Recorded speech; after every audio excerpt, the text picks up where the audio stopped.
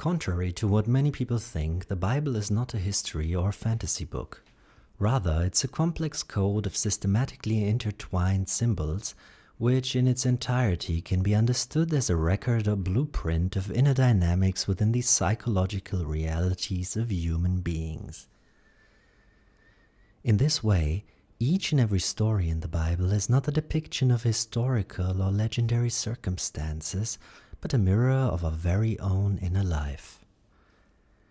By decoding these stories and characters, we can reveal the hidden connections between seemingly random thoughts and feelings and entirely different dimensions of being. Put simply, the Bible does not talk about what's outside of us, but what's on the inside. Although there are names and places in the Bible that relate to this world, it talks about another world entirely, and any attempts to approach the Bible archaeologically or genealogically, while possible and legitimate in their own right, will not yield any of its inner perceptions.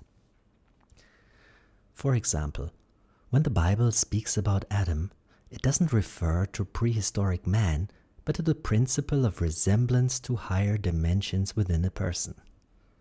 The name Adam comes from the Hebrew word idameh, which means to resemble. Adam was made in the image of God, meaning the Adam within us is the aspect of our life that is in complete harmony with the upper. Other connections tied in with the name Adam are the Hebrew word for earth, Adamah, and blood, Dam, which we shall talk about later.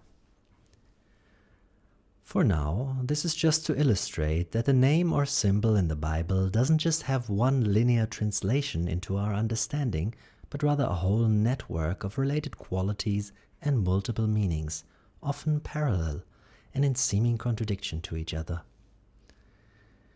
If we look at the Bible in this light, it becomes clear that its stories are not moralistic rules of conduct.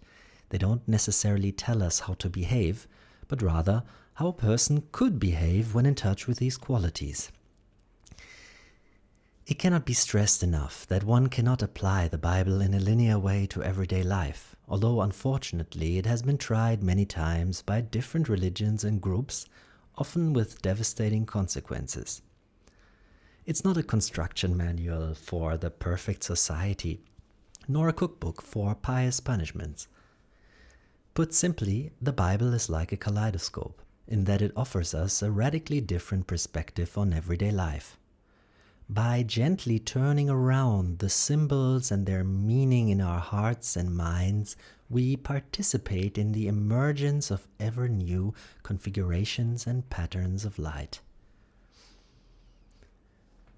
The meaning of the two brothers. One of the oldest Bible stories, chronologically speaking, although the Bible is not a sequential text, is the one about Cain and Abel, known in Hebrew as Hevel, who, according to the story, were the two firstborn children of Adam and Eve after the expulsion from the Garden of Eden. Again, we have to be careful not to take this literally. In the beginning, it may be helpful to frame these stories as myths, although they are much more than that, in order to suspend ordinary judgment for a while. In any case, it's important to keep in mind these stories don't talk about our everyday physical world, but about a different world that we can only approach through our resemblance to it. The Bible says that Eve conceived and gave birth to Cain, and Hevel was simply born. It does not mention that Eve conceived Hevel, which according to ancient sages might mean that they were, in fact, not just brothers, but also twins, although Cain was the firstborn. Since he was the firstborn, he inherited the land and became a farmer, in Hebrew, Oved Adamah, literally meaning working the land. Hevel, however, as the second-born, had to wander the earth and become a shepherd, in Hebrew, Roe Tzon, literally meaning looking for pastures for the herd. From the beginning, we see this difference and distribution between the two brothers. Like all farmers, Cain is tied to a specific place and depends on whatever comes from the soil. Hevel doesn't own any land, but also isn't tied to a fixed spot.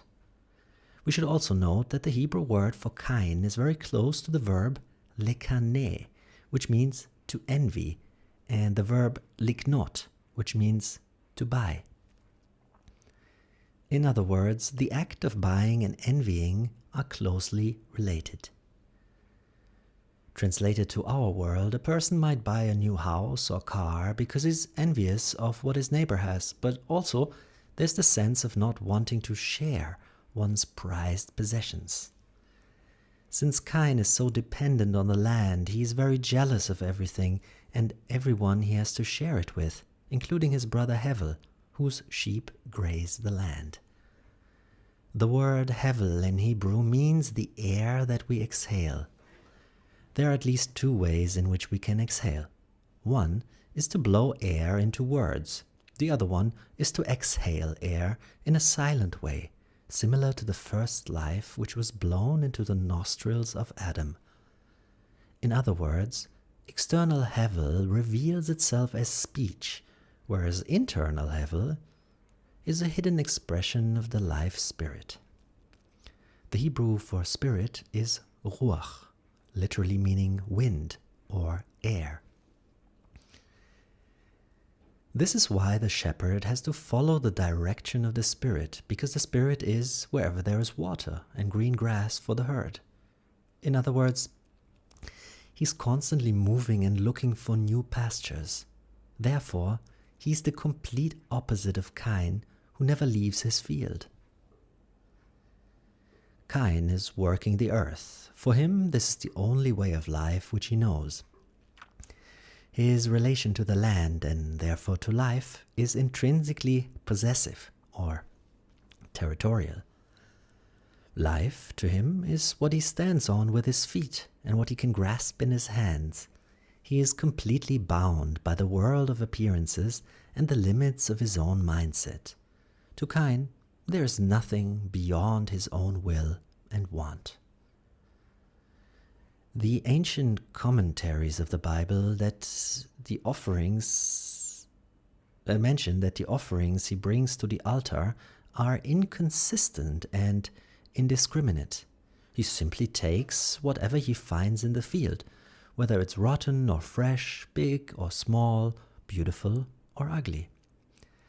Hevel, however, carefully chooses only the best from his herd for the offering, the firstborn sheep and their milk.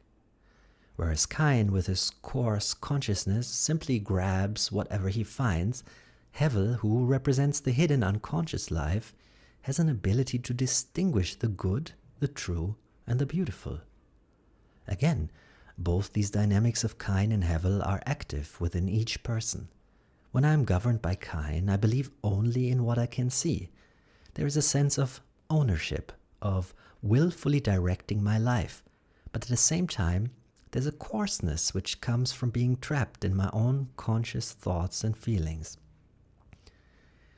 When the inner Hevel is activated, I might be rich or poor, lucky or unlucky, but it doesn't matter, because I'm not limited to any particular place. There's a sense of being sustained not through one's will and ownership, but by a deeper, unconscious flow of life.